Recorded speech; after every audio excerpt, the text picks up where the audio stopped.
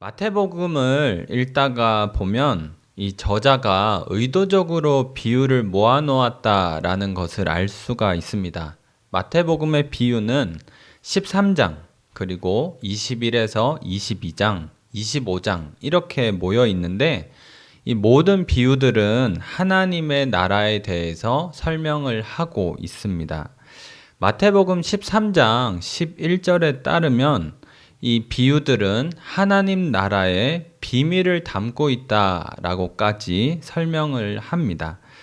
그래서 결국에 마태복음의 비유를 잘 이해한다고 하는 것은 하나님 나라를 이해하는 것이다 라고 우리가 말할 수 있는 것입니다. 언제까지가 될지는 모르겠지만 저는 이제 당분간 이 마태복음의 비유를 중심으로 하나님 나라에 대해서 나누고자 합니다. 오늘 13장에 나오는 첫 번째 비유, 이 비유는 우리에게 아주 익숙한 비유이죠. 씨 뿌리는 비유라고 말을 할 수도 있고 네 가지 밭에 대한 비유라고도 말할 수가 있습니다. 이 비유는 그 당시에 흔히 볼 수 있는 일상의 모습을 배경으로 하고 있습니다. 오늘날에는 직업의 개수가 수천 개에 이른다고 하지만 예수님 당시의 유대인들이 가질 수 있는 직업은 대부분 가축을 키우거나 농사를 짓는 것이었습니다.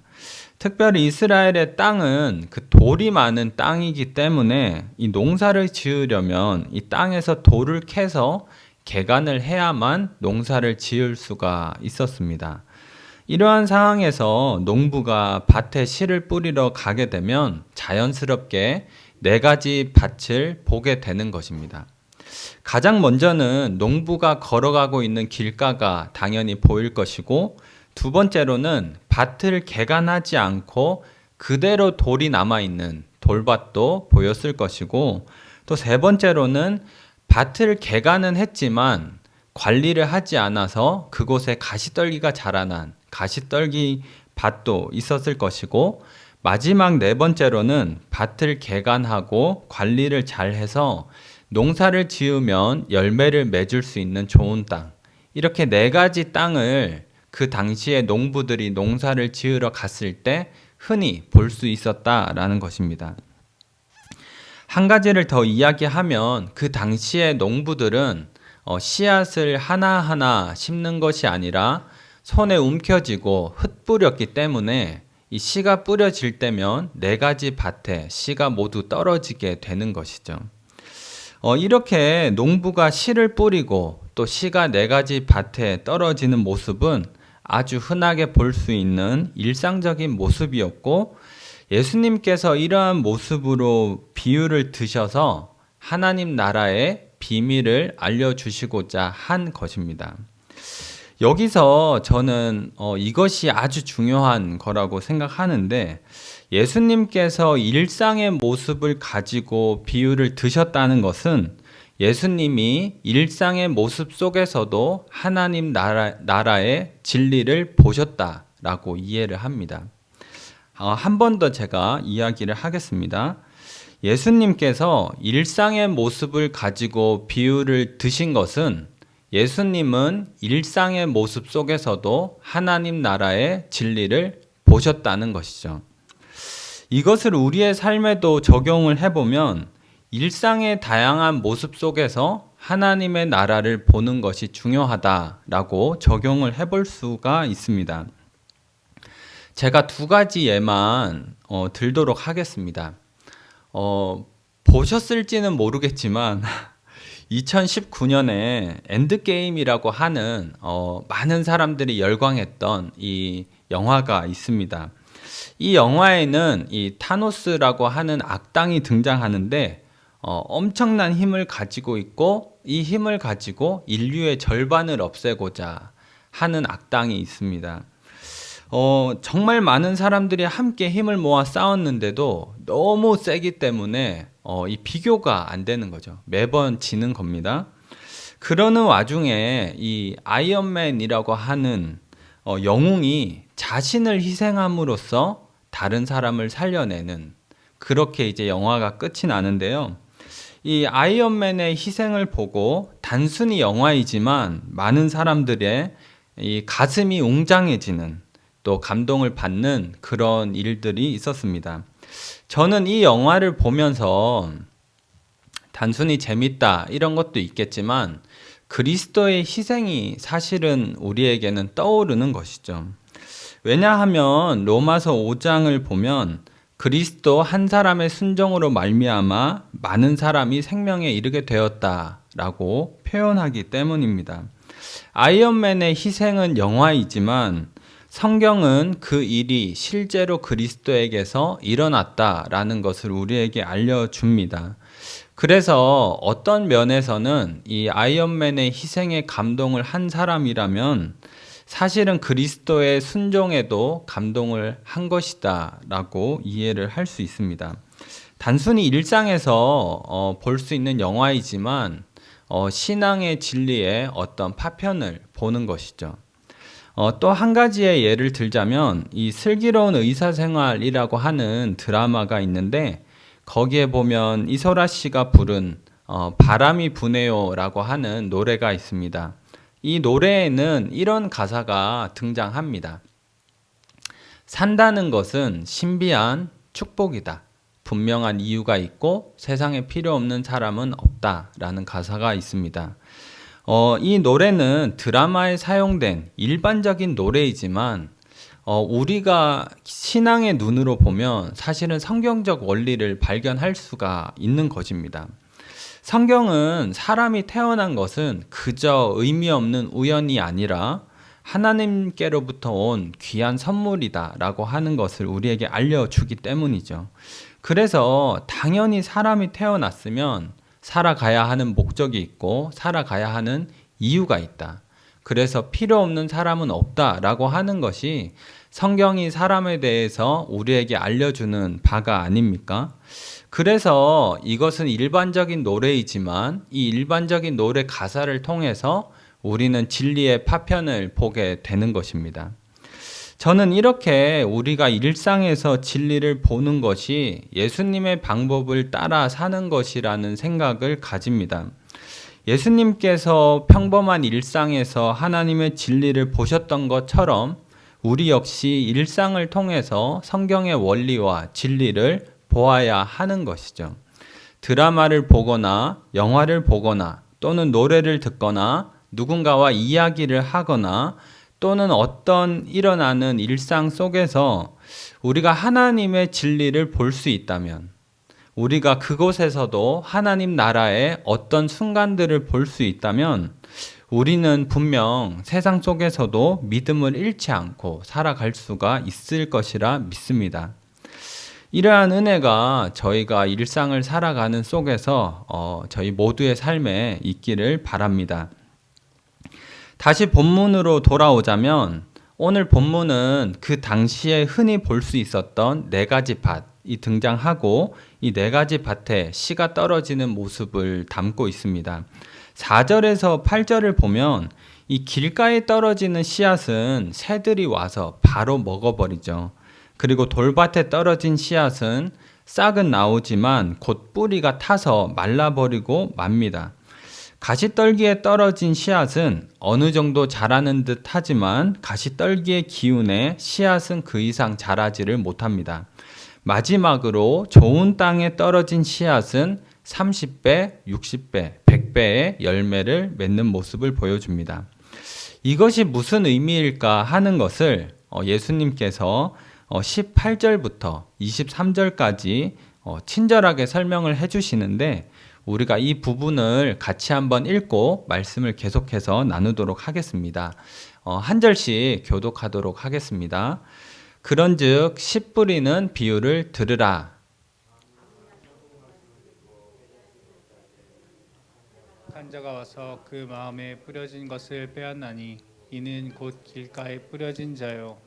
돌밭에 뿌려졌다는 것은 말씀을 듣고 즉시 기쁨으로 받되 그 속에 뿌리가 없어 잠시 견디다가 말씀으로 말미암아 환난이나 박해가 일어날 때에는 곧 넘어지는 자요.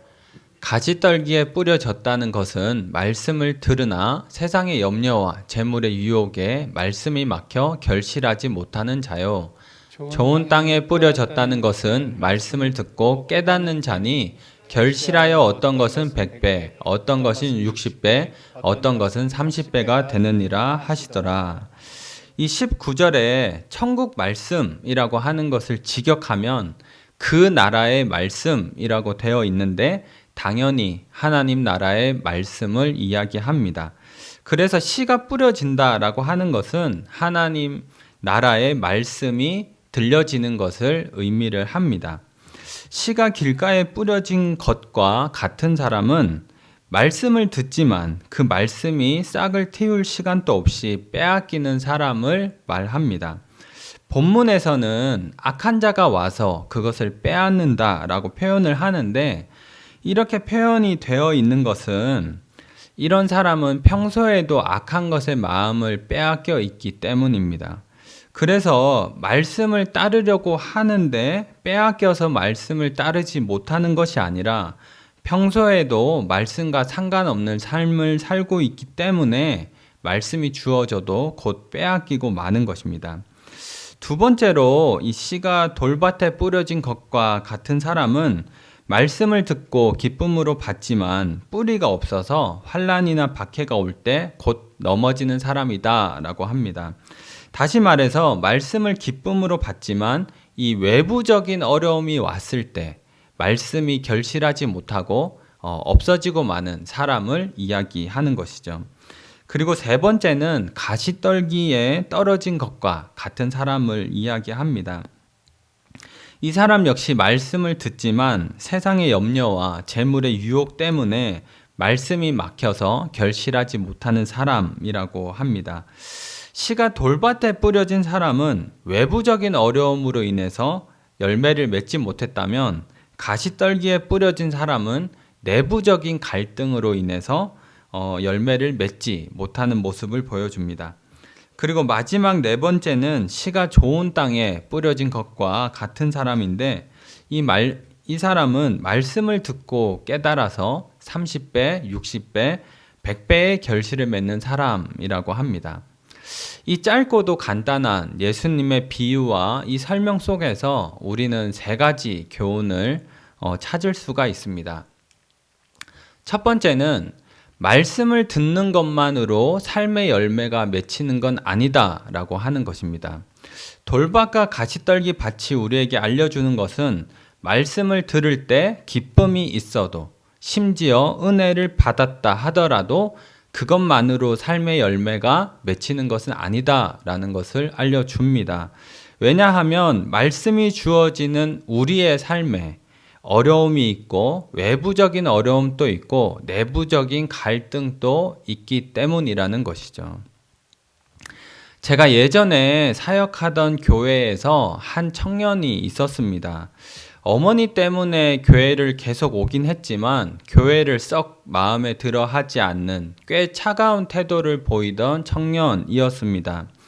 왜 그럴까 하고 제가 생각만 하고 있다가 나중에 이 청년의 마음에 내적인 갈등이 있다라는 것을 알게 되었습니다.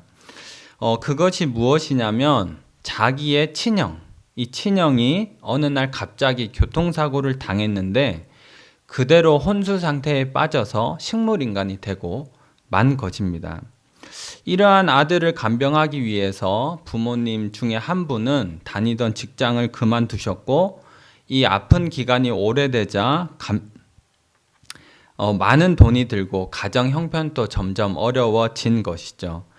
이런 환경을 경험하면서 이 청년의 마음속에는 하나님이 계시다면 왜 이런 일이 일어나야만 했을까? 하나님이 사랑이시고 좋은 분이시라면 정말 그것이 믿을 수 있는 사실인가 하는 것들이 마음의 갈등 속에 있는 것입니다. 그래서 하나님께 더 가까이 나아가지도 못하고 말씀을 계속 듣긴 하지만 삶의 열매를 맺지 못하는 것이죠. 또 다른 예를 들자면 제가 어느 날 이제 동네 미용실에 머리를 깎으러 갔습니다.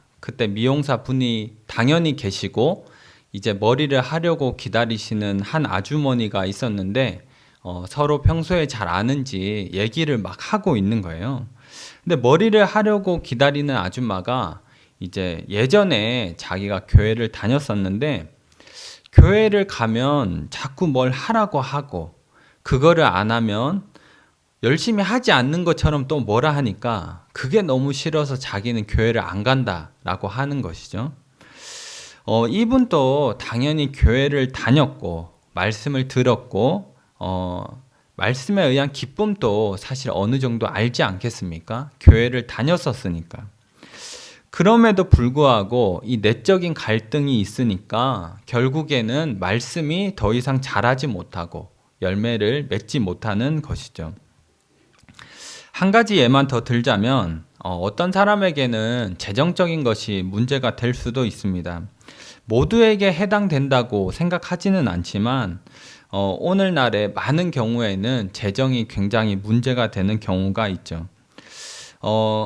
제 친구들 중에 믿지 않는 친구들이 많은데 그 친구들은 이 소득의 10분의 1을 하나님께 드리는 것, 이것을 굉장히 납득하기가 어려워합니다. 사실 신앙의 결단의 눈으로 보지 않으면 사실 이것을 합리적으로 설명한다는 것 자체가 굉장히 어렵기도 하고 거의 불가능하지 않을까라고 생각을 합니다. 믿음의 눈으로 보지 않으면 어떻게 설명해도 11조는 아까운 것이 되고 말죠. 또 한편으로는 믿지 않는 사람들은 당연하다 하더라도 교회 안에서 역시 이것 때문에 어려워하시는 분들이 있을 것이라 생각합니다. 그리고 동시에 그 문제로 인해서 억울하다는 마음도 가지셨지 않을까라는 생각을 가집니다. 왜냐하면 부자가 돼서 막 명품 사고 사치 부리겠다는 게 아니라 가게에 조금 더 보탬이 되고자 하는 마음, 그리고 나의 자녀에게 조금 더 좋은 것을 주고자 하는 마음인데 이것이 과연 무슨 그렇게 큰 잘못이라고 이것을 잘못된 것처럼 얘기할까라는 마음에 억울함이 들 수 있는 것이죠. 이러한 마음들이 내적인 갈등으로 자리 잡고 어려움이 된다면 결국에는 하나님께 더 나아가지 못하게 되고 삶의 열매를 맺을 수는 없는 것입니다. 가시떨기 밭에 대한 설명을 보면 이 씨앗이 뿌려져서 어느 정도 자라지만 세상의 염려와 재물의 유혹에 말씀이 막혀서 열매를 맺지 못한다라고 하죠. 저는 이것을 생각할 때 극단적인 상황은 아니라고 생각합니다. 누가 우리에게 와서 10억을 줄 테니까 신앙을 포기해라 거나 내가 다니던 직장에서 저 교회 다닙니다 라고 하면 그 순간 잘린다거나 이런 극단적인 상황은 아니겠죠. 우리가 일상에서 찾아오는 고민들이라고 생각합니다. 이 고민들에 있어서 우리가 결단하지 못하고 그것이 계속해서 고민으로만 남아있다면 결국에는 그것이 우리의 삶에서 말씀이 열매를 맺지 못하게 된다는 것입니다. 이런 것들 외에도 사회적인 시선이나 여러 가지 어려움과 갈등이 이유가 될 수는 있지만 오늘 본문이 우리에게 알려주는 메시지는 우리의 삶에는 외부적인 어려움도 있고 내적인 갈등도 있기 때문에 말씀을 듣는다는 것 자체로 삶의 열매가 맺히는 건 아니라는 것, 그것을 기억하라고 얘기를 하는 것이죠. 사실 어려울 것 없이 우리는 충분히 공감을 할 수 있을 것이라고 생각합니다. 말씀을 듣고 때로는 은혜 받지만 여전히 바뀌지 않는 내 삶에 대한 기억들, 경험들이 다들 있지 않으십니까? 그것은 우리가 말씀을 잘 듣지 못해서가 아니라 말씀이 더 은혜롭지 않아서가 아니라 말씀을 들음에도 불구하고 내 삶에서 열매를 맺지 못하게 하는 그 무엇, 그것이 우리의 삶에 있다는 것이죠.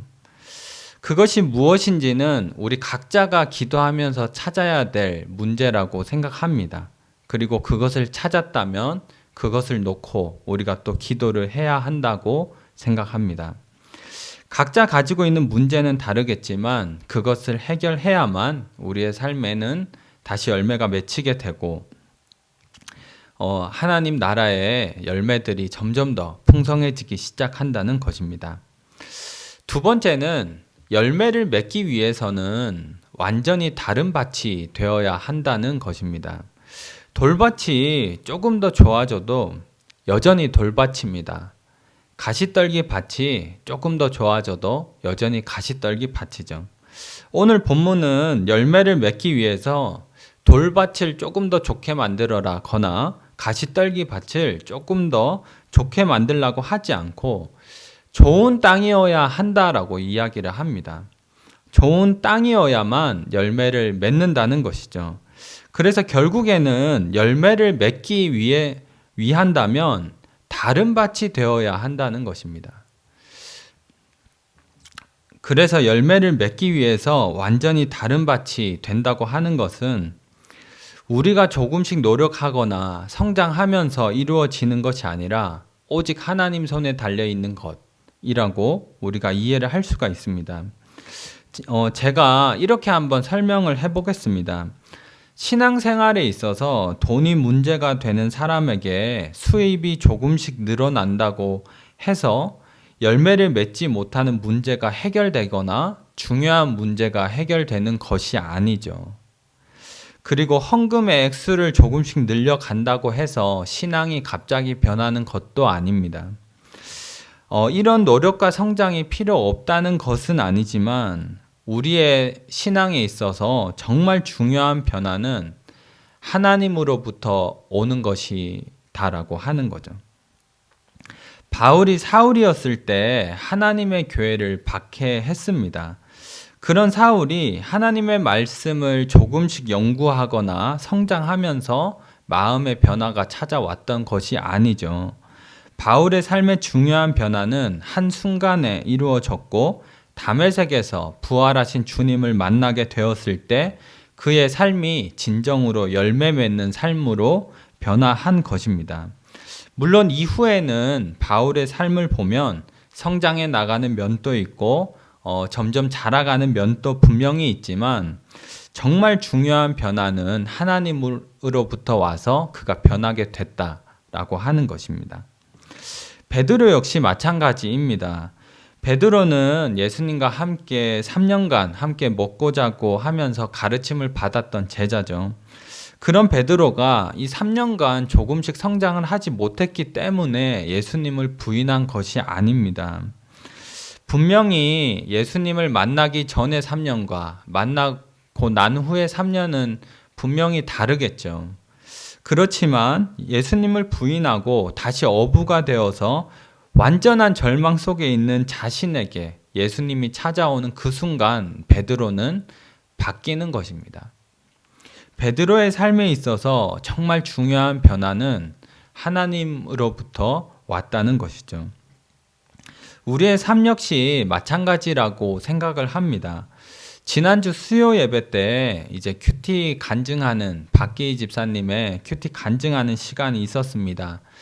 들으셨던 분들은 아시겠지만 이 집사님이 모태에서부터 오랜 기간 동안 교회를 다니셨지만 그냥 다니셨다는 거죠. 그냥 다니셨는데 어느 날 새벽 그리고 아무런 기대감이 없이 말씀을 펴는 순간 나의 삶이 변했다라고 이야기를 하셨습니다.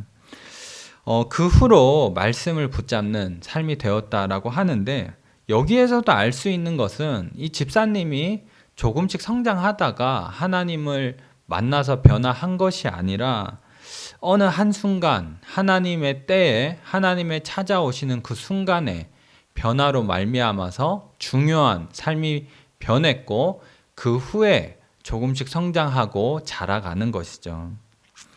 하나님께서는 우리가 죄인 되셨을 때에 십자가에서 죽으심으로 우리에 대한 사랑을 확증하셨다고 합니다. 우리가 적당히 노력하고 있을 때가 아니라 조금씩 성장하고 있는 우리들을 받기 때문이 아니라 죄인의 상태로 여전히 머물러 있는 우리지만 십자가의 돌아가심으로 우리에 대한 사랑을 확증하셨다는 것입니다. 정말 중요한 변화는 오로지 하나님의 손에 달려 있다고 하는 것이죠. 그래서 우리가 열매 맺는 완전한 다른 밭이 되기 위해서는 겸손함이 필요하고 인내가 필요하고 또 하나님의 임재의 어떤 순간들을 우리가 기다릴 수 있는 마음이 필요하다고 생각을 합니다. 우리가 기다리고 또 인내하고 그것을 위해서 기도한다면 분명히 그런 순간들을 하나님께서 주실 줄로 믿는 것이죠. 그때 우리의 삶은 중요한 변화가 생기게 될 것이고 그렇게 되면 우리의 삶에는 하나님 나라의 열매들이 맺혀가기 시작하는 것입니다. 마지막 세 번째는 하나님 나라의 확장은 사람들의 기대와는 다른 방식으로 이루어져 간다는 것입니다. 예수님 당시의 유대인들은 이 구약의 기대를 통해서 너무나 당연하게 하나님의 나라가 확장된다면 우리 유대인들을 통해서 확장될 것이다 라고 생각했습니다. 그런데 마태복음 8장부터 12장을 보게 되면 대체로 유대인들은 하나님의 나라를 거부하는 사람들로 등장하고 실제로 하나님의 나라의 확장에 참여하는 사람들은 이방인들, 병자들, 그리고 여자들이었습니다. 그 당시에 사람들이 전혀 기대하지 않았던 사람들을 통해서 하나님의 나라가 확장되어져 간다는 것이죠. 마태복음 8장에는 한 백부장이 등장합니다. 백부장은 이방인이고 하나님을 모르는 로마 제국 아래에서 일하는 사람이기 때문에 그 당시의 기대로 봤을 때는 하나님의 나라를 이루어 갈 수 없는 사람이죠. 그렇지만 실제로 예수님에게 반응한 사람은 이 백부장으로 등장합니다. 그리고 예수님께서는 이스라엘 중에서도 이만한 믿음을 보지 못했다라고 하시죠. 또 마태복음 9장을 보면 우리가 잘 아는 혈류병 걸린 여인이 등장하는데 이 몸에서 피가 나오는 병이기 때문에 레위기 율법에 따라서 부정한 사람으로 간주가 되었습니다. 다시 말해서 부정하기 때문에 한 사회의 구성원으로서 역할을 할 수 없고 당연히 부정한 사람을 통해서 하나님은 일하시지 않는다라고 그 당시 사람들은 생각을 했었습니다. 그렇지만 이 여자는 예수님에 대한 믿음의 반응을 보였고 예수님은 구원을 선포하시죠.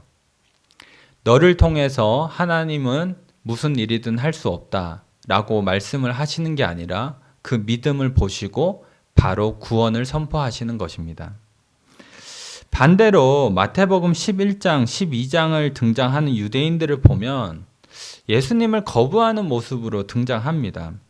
안식일에 손 마른 자를 고치셨을 때 반대하고 심지어 예수님께서 귀신을 쫓아내셨을 때는 귀신의 힘으로 쫓아낸다고까지 이야기를 했습니다. 다시 말해서 예수님이 귀신을 쫓아내실 때 예수님 또 귀신 들렸다고 본 것이죠.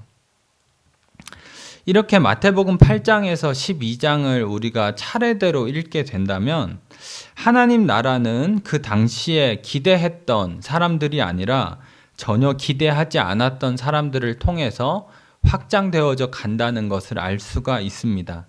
그리고 나서 우리는 마태복음 13장의 4가지 밭에 대한 비유를 만나게 되는 것이죠. 결국에 열매가 맺히는 좋은 땅은 그 당시에 사람들이 전혀 기대하지 않았던 땅이었다는 것입니다. 이것이 하나님 나라의 반전인 것이죠. 하나님 나라의 좋은 땅은 가진 것이 많아서 풍족하거나 능력이 많아서 자신의 힘으로 대단한 것을 이루어내는 사람들이 좋은 땅이 아니라 예수님의 말씀에 반응하는 사람들, 말씀을 통해서 하나님 나라를 기대하는 사람들, 그 사람들이야말로 좋은 땅이다라는 것을 우리가 알 수 있는 것입니다.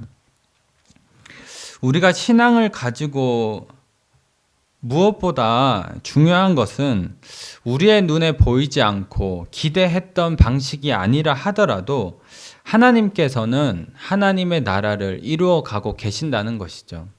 그 당시에 기대하는 눈으로 본다면 유대인들을 통해서 하나님의 나라가 확장되지 않으니까 하나님의 나라가 정말 확장되는 걸까? 어디에 있는 걸까라고 생각할 수는 있지만 실제로 하나님께서는 기대하지 않았던 사람들, 기대하지 않았던 방식을 통해서 하나님의 일을 계속해 나가고 계셨다는 것입니다. 사람의 능력이 부족하기 때문에 하나님 나라가 이루어지지 못하는 것이 아니라 사람의 능력이 부족함에도 불구하고 하나님의 나라가 이루어져 가고 있다는 것을 우리에게 알려주시는 겁니다. 우리가 신앙을 가지고 살다가 보면 당연히 내가 원하지 않는 일들이 생겨나죠. 돌밭과 가시떨기 밭을 봐도 알지만 외부적인 고난도 있고 내적인 갈등도 있습니다. 하나님을 믿으면 이래야 하지 않을까? 어떤 기대가 있어서 하나님은 이렇게 역사하시지 않을까 하는 일들이 우리에게 있지만 그렇게 되지 않는 일들이 사실은 너무나도 많습니다. 그럴 때 오늘 본문은 이 좋은 땅을 봐보라고 하는 것이죠. 전혀 기대하지 않았던 사람들, 전혀 기대하지 않았던 방법이지만 하나님께서는 일하고 계신다. 그것도 30배, 60배, 100배로서 하나님은 놀랍게 일을 하고 계시는데 그것이 다만 내가 기대하는 방식이 아니다라고 하는 것을 알려주는 것이죠. 그것이 다만 내가 기대했던 건 아니지만 하나님은 여전히 놀랍게 일하시고 계신다는 겁니다. 우리의 삶이 기대처럼 흘러가지 않는다고 해도 또 원하는 일들이 우리에게 생겨난다고 해도 우리가 이 좋은 땅을 기억하고 하나님께서 일하시는 것을 붙들 수 있다면 우리는 분명 하나님의 나라를 볼 수 있을 것입니다. 그리고 이 나라의 열매들이 퍼져나가는 것을 분명히 우리의 삶에 허락하실 줄로 믿습니다. 이러한 믿음을 가지고 또 우리가 이러한 은혜를 가지고 좌절하지 않고 믿음을 가지고 사는 저희 모두가 되었으면 좋겠습니다. 결론입니다. 마태복음의 비유들은 하나님의 나라에 대해서 다양하게 설명하는데 오늘 마태복음 13장의 이 첫 번째 비유는 씨 뿌리는 비유 또는 4가지 밭에 대한 비유입니다. 이 비유는 단순히 좋은 마음, 좋은 밭을 가져야 한다라는 것도 아니고 돌짝밭을 열심히 곡괭이질 해라. 가시떨기 밭에 가시를 열심히 잘라라. 그런 이야기도 아닙니다. 오히려 씨앗이 뿌려져서 열매 맺는 좋은 땅은 사실은 사람들이 기대했던 땅은 아니었다. 하나님께서는 그렇지만 그 땅을 통해서 믿음으로 예수께 반응하는 사람들, 세상 사람들이 볼 때, 그리고 다른 사람들이 볼 때는 작아 보이고 별 볼 일 아닌 것처럼 보이지만 하나님은 믿음으로 반응하는 그 사람들이 좋은 땅이라고 여기시고 그 땅을 통해서 하나님 나라를 넓혀 가시고 계시더라는 겁니다. 그렇기 때문에 우리가 보기에 하나님의 일이 되어지지 않는 것처럼 보인다 하더라도 믿음을 가져라는 것을 우리에게 말씀하시는 것이죠. 우리가 이 믿음을 가지고 살기를 바랍니다. 우리의 삶이 때로 왜 이럴까? 내가 믿음을 가지고 사는데 이것밖에 안 되나? 라는 생각들이 드문드문 찾아오고 또 세상 속에서의 어떤 비교, 나의 초라함 이런 것들을 우리가 당연히 느낄 수는 있지만 그것을 넘어서는 믿음의 눈을 우리의 삶에 있기를 바라고 우리가 이러한 소망으로 한 주간 또 살아가는 저희 모두가 되기를 바랍니다.